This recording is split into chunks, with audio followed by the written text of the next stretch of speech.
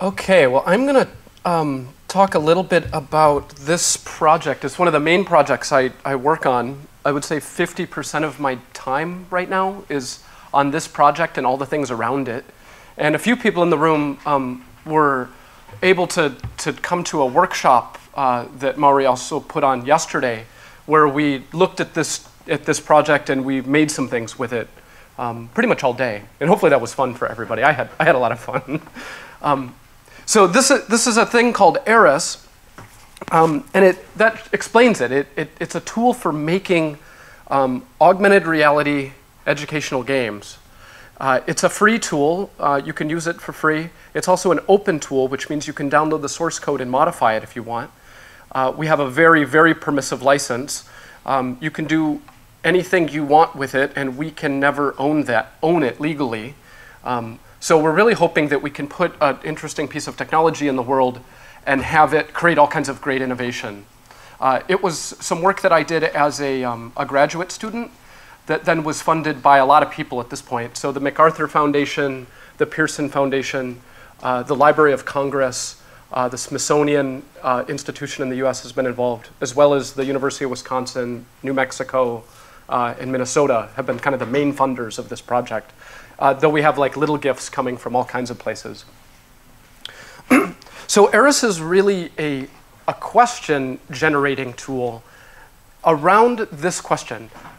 What is it that we can do with mobile media? So as we have these iPhones in our pockets, Aris is trying to answer the question, what can we do with it? And we think the way that you answer that question is by making lots of things and finding out if they're any good. And the assumption is that most of the ideas that you have are not very good. So we want to make things quickly, find out if they fail early, and if they do fail, get rid of them, and then move on. So that's really the assumption that Aris has with how we're going to figure out how to do mobile educational gaming. And it's the opposite of this idea, which is that whenever a new technology comes along, that we try to do the old thing in the new technology. And these are three examples that you probably have seen. So we have iTunes U, allows you to now go to the same lecture, but on a smaller screen. And we have the Kindle, or the ebook readers, which say, let's use mobile for books. Let's just take books and put them directly inside of a computer. And then what I kind of hate probably the most, which is the e-learning module. The little piece of interactive content that costs a lot to make, is super boring to go through, and has the dreaded next, next, next, then a 3-button quiz, next. And now we can make it really small and even worse. So that's what everybody will do to get started. We'll take the old things and put them on small screens. And we're trying to do something different and explore a little bit.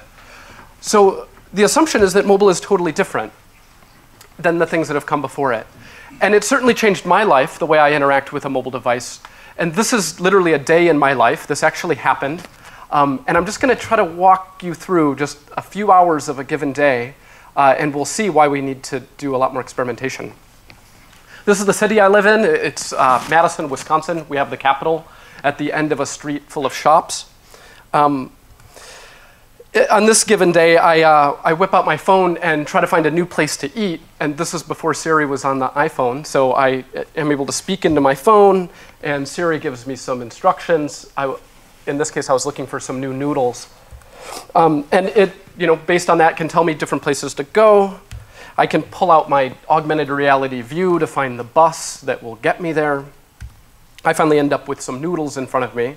But while I'm eating lunch, I stop and play a game called Foursquare, which allows me to say that I'm here getting lunch, make some comments, and get points for that. So as I look at my other friends, I'm competing about how much information I put into the system.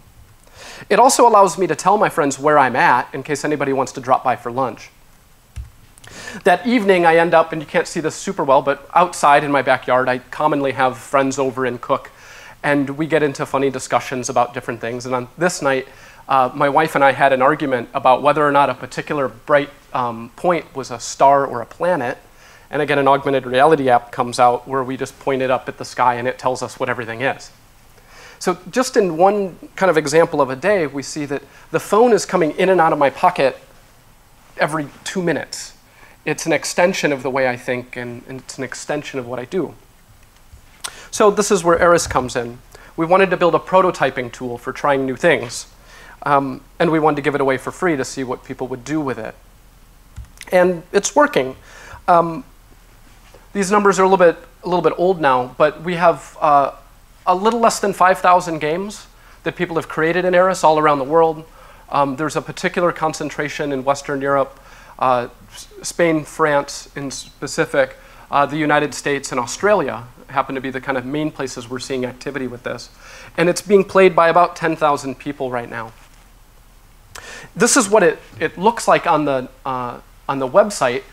It's a drag and drop kind of map-based authoring tool that allows non-programmers to make augmented reality games, stories, tours, and data collection activities. And the point of this thing is to try to be as easy to use as possible. And we're designers, so we do our best, and it has some limitations. But generally speaking, we've had very good luck with having people of all different backgrounds be able to use this tool effectively. I'm going to talk about some of the kinds of things that people make with Eris and some of the pedagogy that inspires it. And the first thing I'd like to talk about is a thing called a situated documentary. And you're familiar with the word documentary, right? So it's some sort of media about a thing that happened.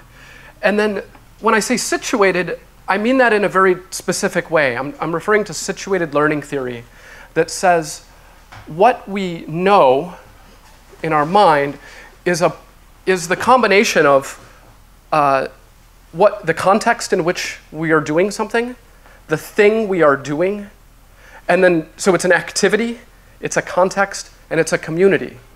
And situated learning theory says that you can't separate knowledge from those things, that what we know is in context. It's situated within something. So what we're trying to do is take the documentary and situate it. And here's what that looks like.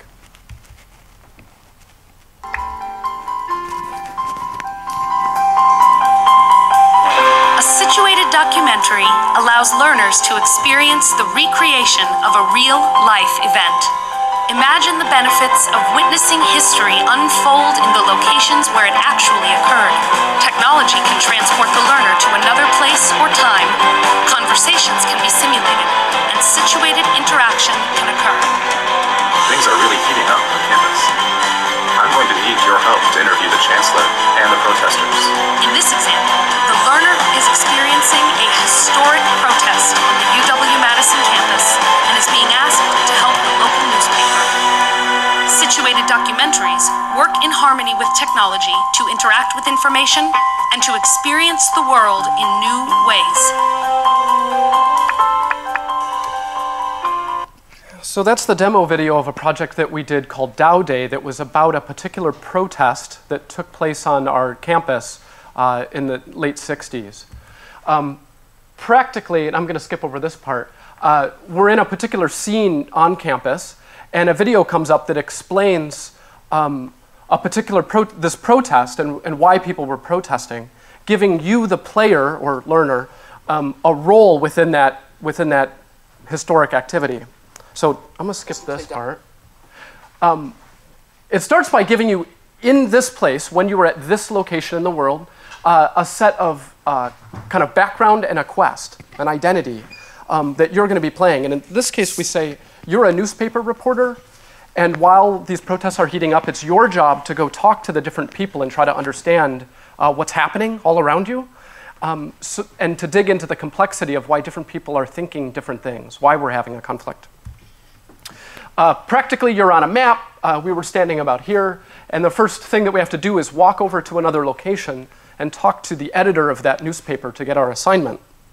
When we physically walk to that new location, the phone vibrates, and this character appears that we have a simulated interaction with, a virtual conversation of sorts. You can see that he's giving us this job. It's our job to find out what's happening and write for the paper. He also gives us some new places to go and some new people to meet. One of the people you meet is the recruiter for Dow Chemical Corporation, who's there, and this is what the protest is about. He's there recruiting for finding new engineers. And the protest around him comes from the fact that Dow Chemical Corporation made a horrible thing called napalm. And if you know anything about napalm, it's a pretty just gross way to do war. So what we find out right away is that he's saying, well, napalm is a small part of what we do. We're offering good jobs to good engineering students. We're not the bad guy here. And upon talking to him, you start to sympathize and realize, no, this guy isn't evil. He's just a guy doing a job. But then you meet the protesters who, as you walk to a different location, who show you graphic photos of what napalm does to a young kid. And you start to sympathize with them, that this thing is evil and needs to be stopped. Along the way, we give you a bunch of documents and video clips that are primary sources for these different events that were captured in our State Historical Society. And in certain places like this, we're looking down the hill. They call this Bascom Hill. You're at the top and you're looking down where students are walking around that goes off to the Capitol. And we have news footage from the same perspective of the marchers coming up towards you, banging drums and chanting. So we have these moments where we superimpose the history onto current day settings. And we do the same thing here, showing the crowds gathering in front of the tower here. So the goal here of a situated documentary is to transform teaching from things like facts and happenings, and it's to move it more in this direction into, well, complexity, into messiness, into realizing that there wasn't just black and white and good and bad, but there were people, and they were all following their own agenda. And we start getting into things like places and roles and consequence, cause and effect. And hopefully at the end of this experience, people are able to sympathize with these different groups and have an informed discussion about why this event happened and maybe what we can learn from it going forward. So that would be the first kind of thing that we do with Eris, is produce these kinds of narrative or story-centric activities. I'm going to show you a whole different kind of thing, that gets into a different way of looking at mobile media, and that is to look at it as a data collection device. It has a camera, and it has sensors, and it has audio recording capability, and we thought, can we make a game out of this? So here's a short video describing that.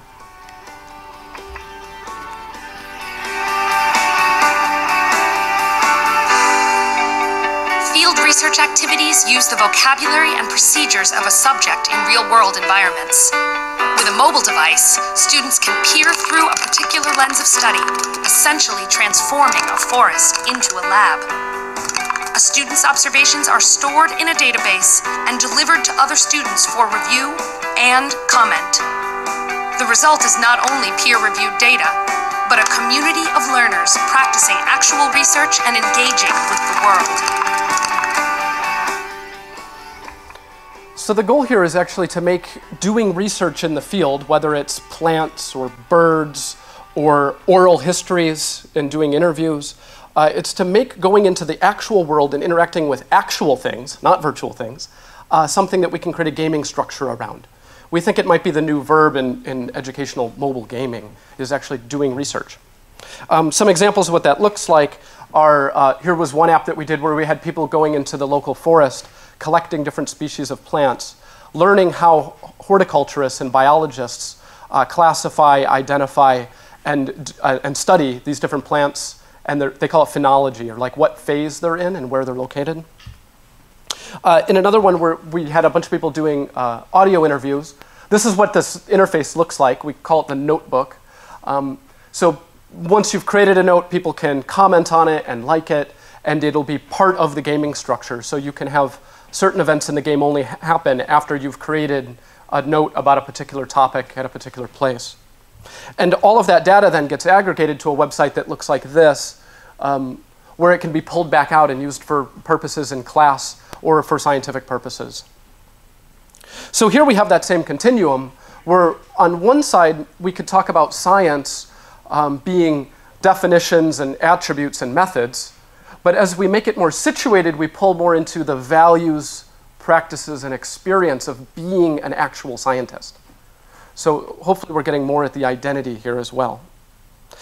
The final kind of line of thing that we're really doing with Aris is about student-created mobile games, learning through making, learning through the process of doing design, research, play testing, production, and actually making something that's shared with other people.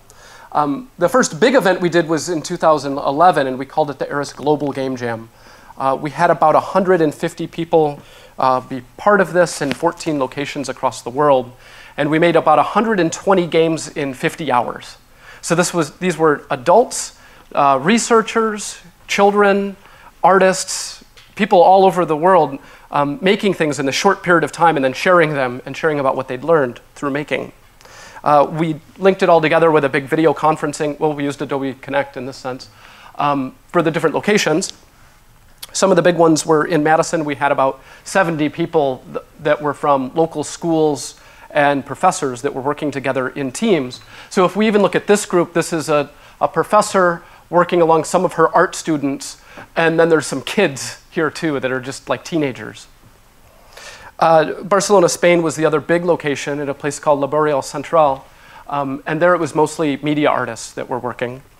And then in New Mexico, there was a group of people that also produced a lot of things. But again, these are only some of the locations.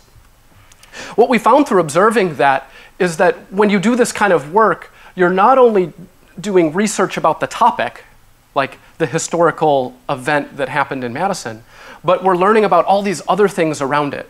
So the subject areas and technical and production skills and storytelling skills and community involvement all start to come together into this wonderful thing. The big change that we're going to make next time when we do this is we want to make sure that there's an event that follows up the game jam so that each location has a time to share what has been made and to create dialogue within the local community. Because if I'm going to say, this is what this place means, it only follows that the community would be able to respond and say, yes, or, well, not to me, it means these other things. So we want to create more of a dialogue that happens, and that'll be what we do next time. I'm going to mention MobileQuest here because the Institute of Play came up in our earlier discussion, and this is a project that we did with them in Chicago. So I'm going to just let that, I'm going to show you a short video from their work as a collaboration that we did together.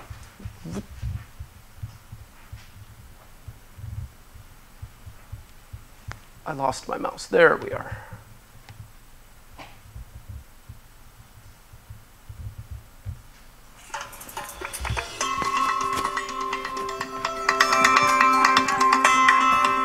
MobileQuest is a week-long summer camp where kids learn about game design and mobile devices.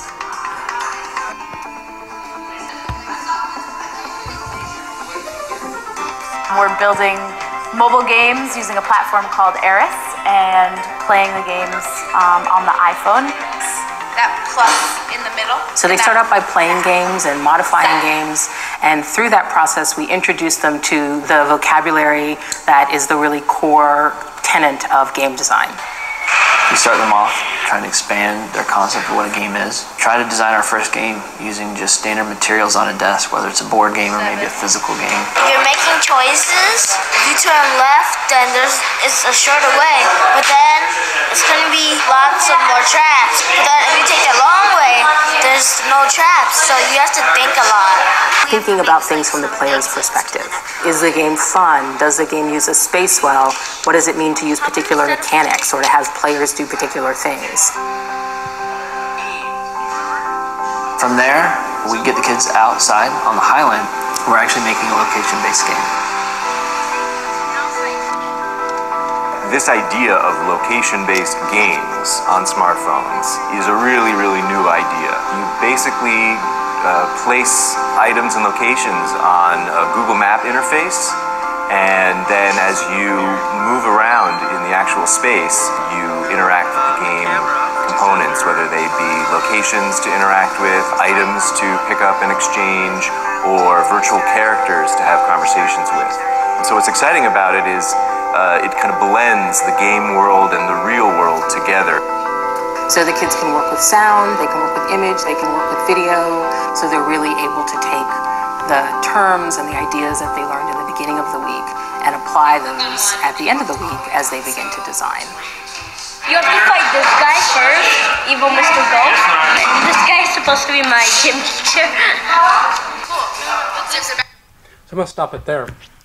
There's been a number of projects that have collaborated with us to do these larger kind of workshops or camps around youth doing game design. It's been really exciting for us to see this kind of professional level partnerships being formed all over the country and the world. The last thing I'll mention before wrapping up is that the new kind of place that we've been going and what has really inspired me as a designer has been starting to blur the world between physical and virtual gaming. We're calling it mixed reality, and that it's a pretty big field of study actually, where augmented reality would be part of that. Full-on virtual reality would be part of it. But what mixed reality is about is playing around with that relationship between the virtual and the physical. One of the higher profile projects we have going on is with the Minnesota Historic Society, which authors these amazing learning environments. I mentioned in the workshop before, one of them where you simulate a tornado, a historic tornado that hit a city called Minneapolis by going into a basement, like they built like a house in a basement that you walk into, and they mock up an actual tornado going through with wind blowing, and you look out the little window and you see trees falling down, and it's this very emotional, very intense physical experience. And the kind of things that people learn from experiencing this kind of thing are just different than if you told them about a tornado or told them the statistics or the story of it. So we're part of this new exhibit where we're going to actually be able to build things physically, and that's part of the game design, but then we build things virtually on the phone, and then we're using these little gadgets, they're called Arduinos, to connect the physical to the virtual over the internet. So with this little $20 gadget, we can wire into switches and low-cost sensors in the physical environment so that we can measure what people are doing physically. And we can go the other way as well. We can have an event that takes place on the mobile change the physical world through robotics or through video projection or all different ways of doing this. So here's a couple shots from the prototype that we have going. This is a historic sod house, as it's called. It's completely mocked up in cardboard as we were prototyping. The real version is getting made soon. And in this game, what's happening is you're trying to survive settlement in Minnesota's history when there were only a few people going up north. So you were alone and you had to, well, make it. So to do so, on the mobile phone, we show you how you're doing for health, for food, for heat, and these other kind of things that keep you alive. And they're being kind of ticked away at. By physically picking up the chamber pot or the toilet and moving it outside, you get a little boost in your health. And by grabbing wood on the outside and bringing it into a wood stove here, you get a little boost in heat. And by using the cooking stuff over here, you get a little boost there. So the kids are actually taking on the kind of role of someone that lived in this environment and trying to survive. In another part of this, in this virtual iron mine, we have kids learn how to use a big drill that drilled the holes into the rock. Then they load it full of dynamite. And then they press down on the plunger to make it explode and the whole room rumbles. And then the last part is they go and they probe at the ceiling to see if anything is going to crack. And we kill them all the time. Like we have them fail all the time to show you exactly how difficult it was to survive as an iron miner. So these are some of the kind of projects and the directions that we're heading. But the real thing here is to invite you to be part of this set of experimentation with us. If you go to this website, arisgames.org, it has training and videos and the tools that you need to start building these kinds of experiences yourself. There's also a user group around this that's pretty active around the world. So if you have questions not only about technology, but also about teaching or about design or just interested in augmented reality, this is about 500 people that are having an ongoing discussion about how to do these things. And we do have a bunch of communications coming out of this hashtag. This is the University of Wisconsin Mobile Learning Incubator project that I direct. So these are some places to stay in touch. So hopefully you'll join this experiment with us, you'll make some interesting things, and even better yet, you'll stay in touch about what you're making and what you're learning. So I'll stop there. Thanks.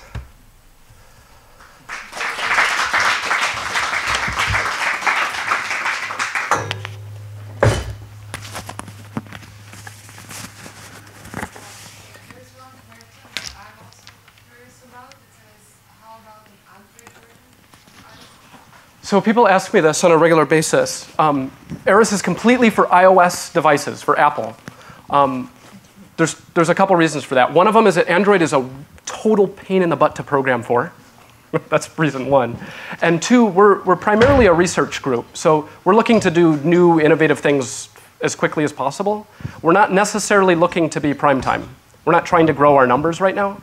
So I would love it if we found someone that was going to be willing to donate to the project and get an Android version built. But I'm not pushing that very hard right now because it means a lot of extra work for us. So I'd rather keep a small audience of people that know that they're experimenting instead of trying to pretend like we've got it all figured out right now. I know that's kind of not what people want to hear, but it's the reality. Is there another question?